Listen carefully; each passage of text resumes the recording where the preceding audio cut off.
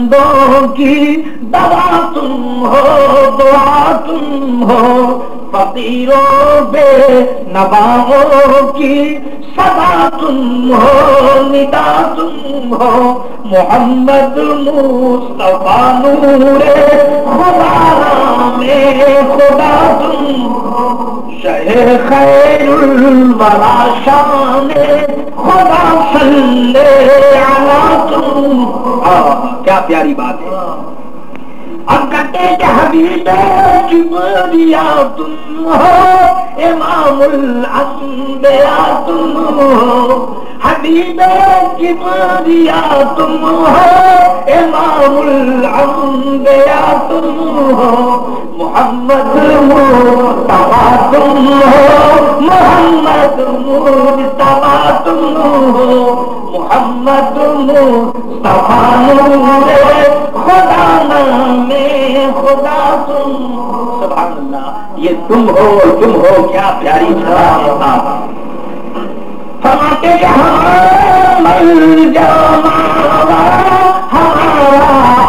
آخرا تم ہو، یا رسول اللہ ہمارا ٹھکانہ بھی تم ہو،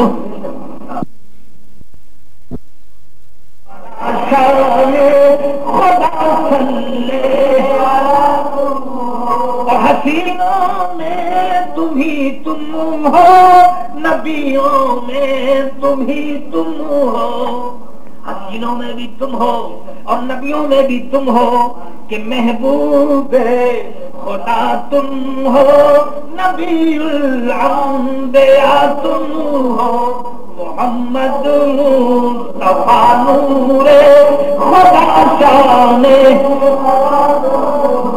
زمین ہے چمک کس کی، فلک پر ہے چھلک کس کی، مہ خورشید سیاروں ستاروں کی ضیا تم ہو۔ سرکار دو عالم کا نام ہر جگہ، ان کا نور ہر جگہ، ان کا جلوہ ہر جگہ۔ اب تک کہ بولا ثانی ہو تم آقا، نہیں ثانی کوئی جس کا، آپ بولا ثانی ہے کہ آپ کا کوئی ثانی نہیں۔ اللہ اکبر، ایک نہیں بس۔ بولا ثانی ہو تم آقا، نہیں ثانی کوئی جس کا، اگر ہے دوسرا کوئی تو اپنا دوسرا تم ہو۔ یا رسول اللہ آپ جیسا کوئی نہیں، کیونکہ آپ خاتم الانبیاء ہیں، آخری نبی ہیں۔ اللہ سبحان اللہ۔ اب کرتے کہ هو الاول هو الاخر هو الظاہر هو الباطن، تم اول اور آخر، ابتدا تم انتہا تم ہو۔ ہر شعر کے اندر حضرت حجت الاسلام نے ہر شعر کے اندر حدیث و قرآن کے مضامین بیان فرمائے ہیں۔ اللہ اکبر۔ آخری شعر ہے، سنیے۔ اب کہتے ہیں کہ خدا کہتے نہیں بنتی، جدا کہتے نہیں بنتی۔ یا رسول اللہ تم خدا نہیں، اللہ کے بندے ہو اور خدا سے جدا بھی نہیں۔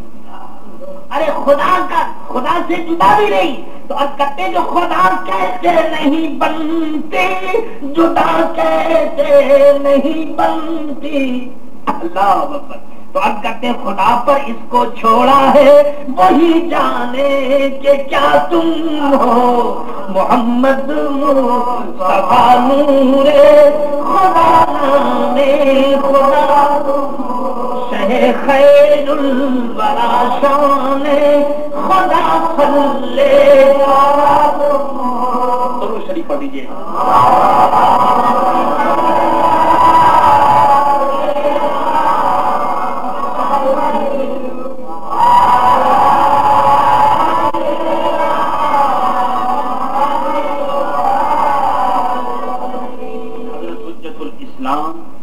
مولانا محمد المدعو بحامد رضا رحمت اللہ تعالی علیہ کا عرس ہے، اور ان کی نعت جو انہوں نے لکھی ہے ابھی آپ نے سنی۔ اعلیٰ حضرت کے صاحبزادے حضرت حجت الاسلام مولانا حامد رضا خان صاحب رحمت اللہ تعالی علیہ، جن کے عرس میں ہم حاضر ہیں اور تیسری مرتبہ اللہ کے فضل و کرم سے یہ عرس ہو رہا ہے، اور ہمارے عزیزوں کو دوستوں کو خدا توفیق دے اور ہمیں بھی توفیق دے کہ ہم ہمیشہ ہی اس میں حضرت حجت الاسلام نے ایک کتاب لکھی ہے، کب لکھی؟ 1315 ہجری، یہ ہے 1387 ہجری۔ تو آپ خیال فرمائیے کہ 1387 ہجری اور آپ نے 1315 ہجری کے اندر یہ کتاب لکھی، تو تقریباً 72 اس کو ہو گئے، یعنی 70 اور 72 برس پہلے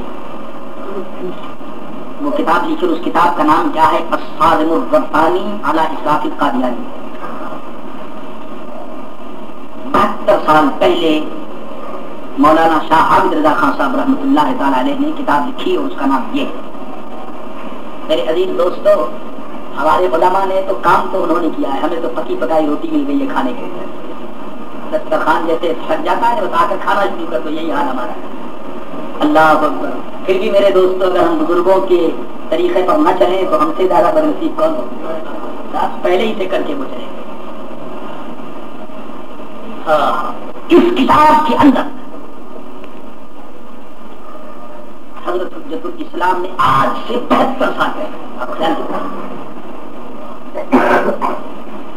اس فتنے کا آپ نے سر کاٹ کر رکھ دیا ہے جس کو قادیانی فتنہ کہتے ہیں، اور یہ خدا کی قدرت ہے کہ یہ فتنہ ہندوستان سے اس کو نکالا گیا، پاکستان میں اس کو جگہ نہیں ملی، اور وہاں بھی یہ مرتد قرار دے دیا گیا، مصر سے نکالا گیا، سیریا سے نکالا گیا، مڈل ایسٹ کے شہروں سے اور مملکت سے نکالا گیا، اور یہ خدا کی قدرت ہے کہ موریشس میں اس کو جگہ ملی۔ اللہ تعالیٰ ہمارے جزیرے پر رحم فرمائے۔ اللہ، یہ تو ویسے چھوٹا سا جزیرہ ہے، اور اس چھوٹے سے جزیرے میں جگہ ملی ہے، اور جگہ کیوں ملی؟ اس کی وجہ میرے عزیز دوستو بہت سے وجوہات ہیں، اگر ایک وجہ یہ بھی ہے کہ خود مسلمان اس مسئلے سے ناواقف ہے، اور اپنی دنیا داری کی وجہ سے اس کو سمجھتے نہیں کہ جو شخص اللہ کے رسول حضرت محمد مصطفیٰ صلی اللہ علیہ وسلم کے بعد کسی نبی کا خیال کرے تو وہ کافر ہے، مرتد ہے، مرتد کافر نہیں، مرتد ہے، خلاف۔ اور مرتد کا حکم آپ جانتے ہیں اسلام کے اندر کیا ہے؟ میرے عزیز دوستو، کافر کو تو اسلام کے اندر جگہ مل جاتی ہے، کافر پر سختی نہیں ہوتا اسلام، مگر مرتد کے لیے کوئی جگہ نہیں، اس کے لیے تو بس سیدھی تلوار ہے۔ مرتد جو ہے میرے دوستو، اس کا حال یہ ہے کہ اس کے ساتھ نہ سلام ہے، نہ کلام ہے، نہ شادی ہے، نہ بیاہ ہے، نہ اٹھنا ہے، نہ بیٹھنا ہے، وہ آپس میں ہی ان کا نکاح نہیں ہوتا۔ اگر ایک مرتد اگر دوسرے مرتدہ سے اگر نکاح کر لے تو وہ نکاح نہیں ہوگا، وہ بھی حرام ہوگا۔ مگر جناب موریشس میں یہ جو ہمارا اس جزیرے میں مسلمان ہے، میں سنتا ہوں کہ مسلمانوں کے رشتے ہوتے ہیں، اور ہمارے دوست ایسے لوگوں سے تعلق رکھتے ہیں۔ اس فتنے میں حضرت حجت الاسلام نے 1315 ہجری میں یہ کتاب لکھی اور اس فتنے کو گلا کاٹ کر رکھ دیا۔ الحمدللہ آج تک اس کتاب کا جواب تو نہیں ہو سکا، باقی زمانہ میرے دوستوں نیا ہے، اور ہر آدمی اپنے اپنے عقل کی بات کرتا ہے۔ عقل کی بات کیوں کرتا ہے کہ قرآن کی بات لوگ بھول گئے، حدیث کی بات لوگ بھول گئے، تو جب قرآن کی بات یاد نہیں ہوگی اور حدیث کی بات یاد نہیں ہوگی تو پھر کیا ہوگا؟ سنیے، حضرت ارشاد فرماتے ہیں، اور کس قدر عمدہ بات آپ نے ارشاد فرمائی ہے۔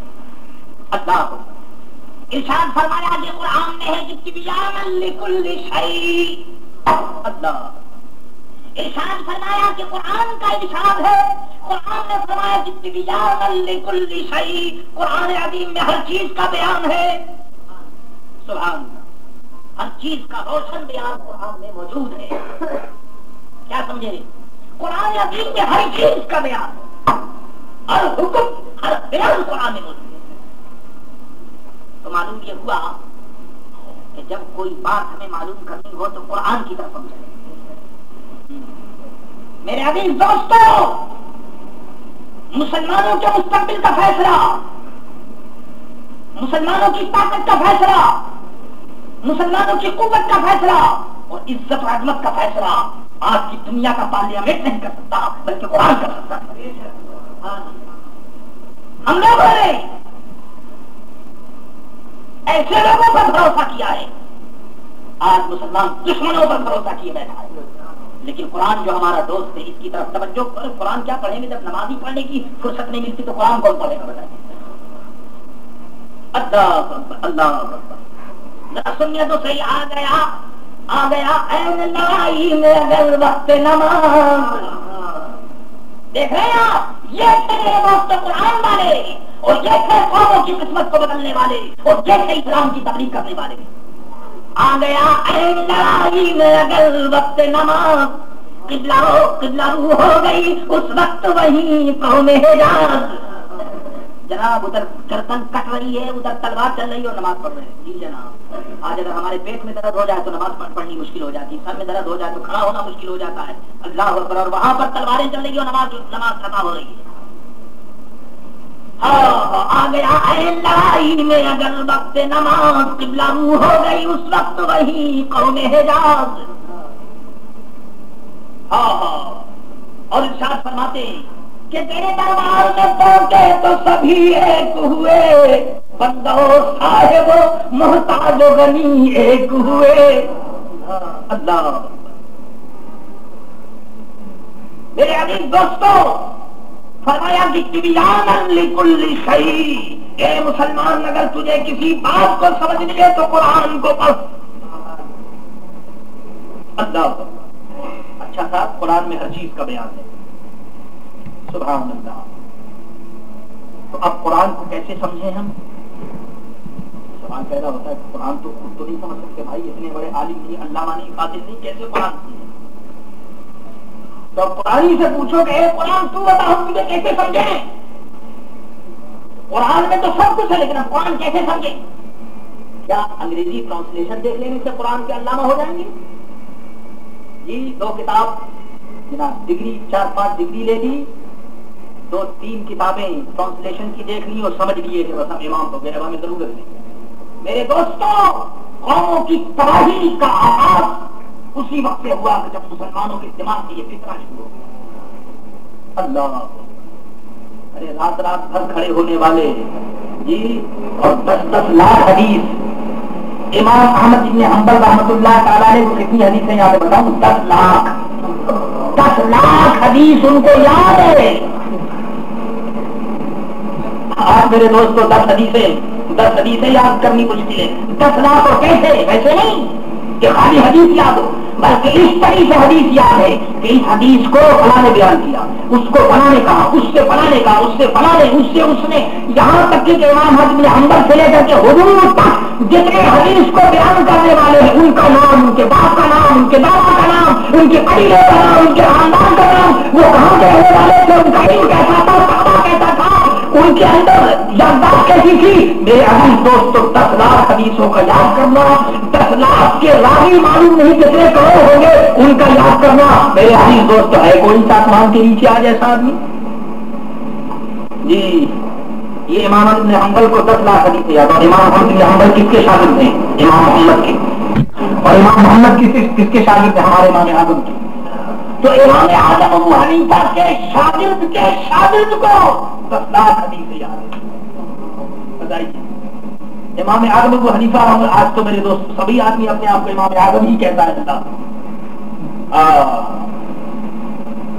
آج فیشن کے دور کے اوپر ہم بہت سے دے بنا لیں جی اور بہت سی باتیں ہم کر لیں، لیکن میرے عزیز دوستو یاد رکھو کہ جب تک قرآن کریم پر عمل نہیں ہوگا اس وقت تک باتیں کرنے سے کچھ نہیں ہوا. باتیں کرنے سے کیا ہے؟ تو فرمایا کہ اس سے ہم پوچھیں قرآن کو بتا کہ تیرے اندر تو بیان ہے کہ کیسے معلوم ہو. تو سنیے قرآن ہی بتاتا ہے. قرآن کیا ہے؟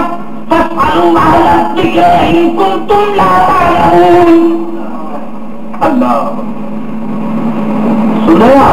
قرآن کہتا ہے کہ دنیا والوں اگر تم کو قرآن کریم کا علم نہیں ہے تو تم کو چاہیے کہ تم کسی عالم سے معلوم کرو. دیکھ رہے ہیں کیسا ایک طرف تو بتایا قرآن حدیث کا بیان ہے, دوسری طرف قرآن کہتا ہے کہ تم بیان تو حدیث کا ہے لیکن اب آگے تو نہیں معلوم. تو فرمایا کہ ان سے معلوم کرو کہ جو عالم ہیں جو جاننے والے ان سے معلوم کرو. اور فرمایا وما یعقلها الا العالمون. فرمایا کہ قرآن عظیم کی سمجھ, قرآن عظیم کی سمجھ جو ہے وہ صرف عالم کو ہے, جاننے والے کو ہے. قرآن عظیم میں ہر چیز کا بیان ہے لیکن سمجھے گا کون؟ عالم سمجھے گا. تو دیکھیے ایک طرف تو کہتا ہے کہ ہر چیز کا بیان ہے, دوسری طرف قرآن کہتا ہے کہ عالم اس کو سمجھے گا, اور تیسری طرف کہتا ہے کہ اگر قرآن سمجھنا ہے تو عالم سے پوچھو. دیکھ رہے ہیں آپ کنیکشن قرآن کا. دیکھیے لیکن اب یہ ہے ان چیزوں کو کون سمجھے؟ اللہ. اسی لیے تو مولانا رومی رحمت اللہ تعالی علیہ جناب زندگی بھر تو کتابیں پڑھتے رہے, اور اتنی موٹی موٹی کتابیں لکھی اور پڑھی, اور سب کچھ پڑھنے کے بعد جب شمس تبریز کی نظر پڑی تو میرے دوستوں وہ کتابیں تو الگ رکھی, اور کیا فرمایا؟ فرمایا سب کتاب سب برق در نار کن. دیکھ رہے ہیں آپ یہ فلافی شیخ کا مرتبہ دیکھیے کہ پوری زندگی کتاب پڑھتے رہے, فلسفہ اور حدیث اور قرآن سب کچھ پڑھنے کے بعد, اور کہتے ہیں کہ سب کتاب سب برق در نار کن. کہتے ہیں کہ اب یہ جتنی یہ فلسفہ اور یہ سب کتابیں سب کو لگا کر کے ایک طرف کر دو, اور تو ایمان جان دے دلدار کن.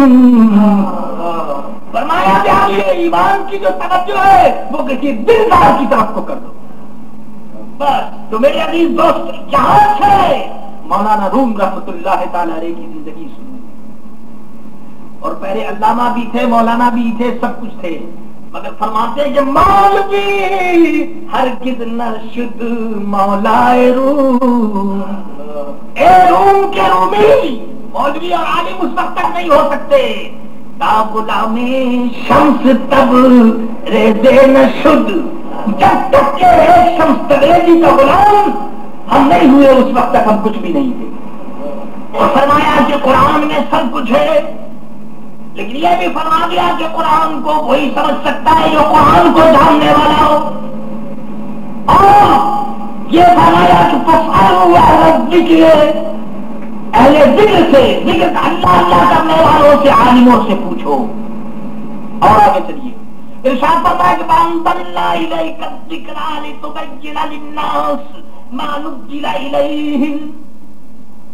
ایک طرف ارشاد فرمایا کہ اے نبی ہم نے یہ قرآن تیری طرف اتارا تاکہ آپ لوگوں کو صاف صاف بیان کر دیں جو چیز آپ کی طرف اتاری گئی.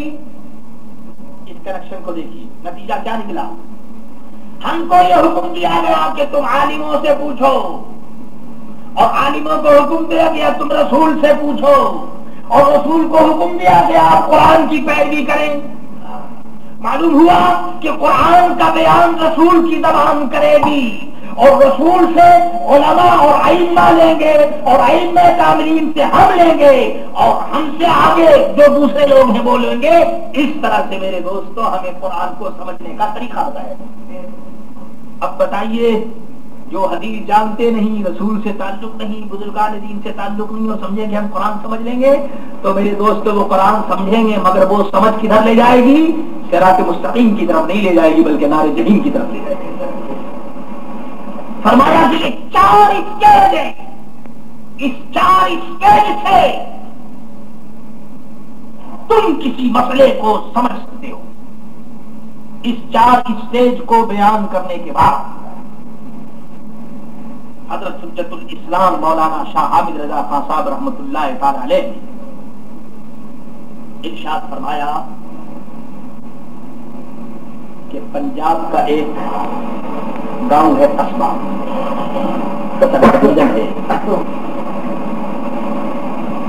ضلع گردواسپور ایسٹ پنجاب جو آج کل انڈیا کے اندر ہے. اور عجیب بات ہے, خدا کی قدرت بھی عجیب و غریب ہے جناب. اس ایسٹ پنجاب کے اندر جو قادیان ہے وہاں پر میرے دوستوں جنت بھی بنائی گئی اور جنت البقیع بھی بنائی گئی اور جانے کیا کیا سبھی کچھ وہاں بنایا گیا. لیکن یہ خدا کی قدرت ہے کہ وہ بھی ہندوستان میں گیا. اللہ اکبر. تو اس جماعت کا بڑا فریب ہے اور یہ بڑے بڑے فریبی لوگ اس قسم کی باتیں کرتے ہیں. جانتے ہو جب آدمی بے دین ہوتا ہے تو زبان بڑی لمبی ہو جاتی ہے, یہ بے دین کی پہچان ہے. اور وہ باتیں عجیب و غریب فریب ہی کرتا ہے. ان کا ایک فریب یہ بھی ہے کہ وہ کہتے ہیں کہ بس وہ عیسیٰ علیہ السلام کا تو معاذ اللہ انتقال ہو گیا, وہ تو ختم ہو گئے. اور یہ جو قرآن عظیم کے اندر آیا ہے وَمُبَشِّرًا بِرَسُولٍ يَأْتِي مِن بَعْدِ اسْمُهُ أَحْمَدُ, حضرت عیسیٰ علیہ السلام نے جو بشارت دی تھی کہ احمد آئیں گے, تو یہ بیوقوف لکھتا ہے کہ احمد میں ہوں. مرزا غلام احمد قادیانی لکھتا ہے کہ احمد میں ہوں. ایک جگہ لکھتا ہے کہ ابن مریم کے ذکر کو چھوڑو, اس سے بہتر غلام احمد ہے. اس نے فرمایا کہ بہت حدیثوں میں آیا ہے کہ مسیح موعود قیامت کے قریب آئے گا. وہ مسیح میں ہوں, کبھی کہتا ہے مسیح میں ہوں, کبھی کہتا ہے کہ نبی کا مسیح میں ہوں, کبھی کچھ کہتا ہے, کبھی کچھ کہتا ہے. بہرحال اس کے بکواس کی کوئی انتہا نہیں. لیکن میں آپ کو بتاؤں کہ دنیا والوں کا ذوق تماشائی ہوتا ہے. آج کل کا ذوق ایسا ہو گیا کہ اگر کوئی آدمی یہ کہہ دے کہ میں خدا ہوں تو اس کے بھی 2-4 آدمی ماننے والے پیدا ہو جائیں گے. ایسے ہی ذوق ہے, ایسے ہی ذوق ہے. بے دینوں کی تو کمی ہے نہیں, وہ بے دین لوگوں نے پیچھا لیا اور وہ ماننے والے پیدا ہو گئے. اور عجیب بات ہے کہ یہ جتنے فرقے گمراہ اور بے دین ہیں وہ ایسے ہی لوگوں نے میرے دوستوں جو پڑھے لکھے ہیں. یہ بھی میں آپ کو بتاؤں, جو لوگ پڑھے لکھے کم ہوتے ہیں ان کا ایمان مضبوط ہوتا ہے. یہ عجیب و غریب بات ہے. اور یہ جتنا زیادہ ہنگامہ اور یہ جتنی مصیبت ہے یہ سب پڑھے لکھے ہی ہے. اب یہ حضرت عیسیٰ علیہ السلام کا انتقال ہوا یا نہیں ہوا کہ اس کے اوپر بحث کرتے ہیں, اور اس بحث کے بعد وہ یہ ثابت کرتے ہیں کہ ان کا تو معاذ اللہ انتقال ہو گیا اور یہ جو مرزا آیا یہ وہی ہے, مسیح موعود ہے. معاذ اللہ. مسلمانوں, یہ ہماری بدقسمتی ہے کہ ماریشس کے اندر پمفلٹ 10,000 پمفلٹ شائع ہوتے ہیں اور مسلمان شوق سے پڑھتے ہیں. اگر کہیں پارٹی ہوتی مسلمان جاتا ہے اس کے اندر قرآن کے نام کے اوپر. اگر میرے دوست کہیں ہوٹل میں انہوں نے پارٹی کہیں نمائش کی تو مسلمان جانا کہتا سبحان اللہ یہ تو بڑا اچھا تھا, قرآن کی نمائش ہو رہی ہے جی. اور اس نے قرآن سے یہ ثابت کر دیا ہمارے جہاز کا سلوک قرآن عظیم کے اندر. ہمارے جنٹلمین مسلمان کہتے ہیں وہ بھی وہاں پر نمائش ہوئی تھی قرآن کی تو وہاں پر یہ ثابت کیا تھا کہ ہوائی جہاز کا سلوک قرآن عظیم میں موجود ہے. تم نے قرآن عظیم کو دیکھا نہیں, قرآن عظیم کے اندر تو سب کچھ ہے, لیکن یہ بتاؤ کہ جو جماعت تمہیں ثبوت پیش کر رہی ہے تم کو پتا نہیں کہ وہ شربت کے اندر بہت کھلا رہی تم بیماری بھی نہیں. فیشن ایڈنگ زمانہ ہے, دنیا جو ہے وہ فیشن کی طرف کو دیکھ. اللہ میرے دوست, آج لائٹ کے دور میں چراغ کو کون دیکھتا ہے, لیکن یاد رکھو کہ اقبال نے بڑی بات کہہ دی. اقبال کہتا نہ پوچھن خرقہ پوشوں کی ارادت ہو تو دیکھیں کو, ید بیضا لیے بیٹھے ہیں اپنے آستینوں میں, اور تمنا درد دل کی ہے تو خدمت کر فقیروں کی, نہیں ملتی یہ دولت بادشاہوں کے خزینوں میں. تو میرے عزیز دوستو آئیے اب میں قرآن آپ کے سامنے پڑھتا ہوں کہ قرآن عظیم عیسیٰ علیہ السلام کے متعلق کیا کہتا ہے. چونکہ ہر مسلمان کا ایمان قرآن کریم کے اوپر ہے، اور قرآن کے ایک لفظ کا اگر کوئی انکار کرے تو وہ چاہے ہمارا باپ ہو، دادا ہو، نانا ہو، اس کا کوئی سوال نہیں، وہ کافر ہے، بے دین ہے، مرتد ہے۔ قرآن عظیم حضرت نے جو کتاب لکھی ہے اس کے مطابق میں عرض کر رہا ہوں، کیونکہ عرص ہے حضرت کا تو اس لیے تو قرآن عظیم کا کیا ارشاد ہے اور قرآن عظیم نے کیا لکھا ہے سنیں گے۔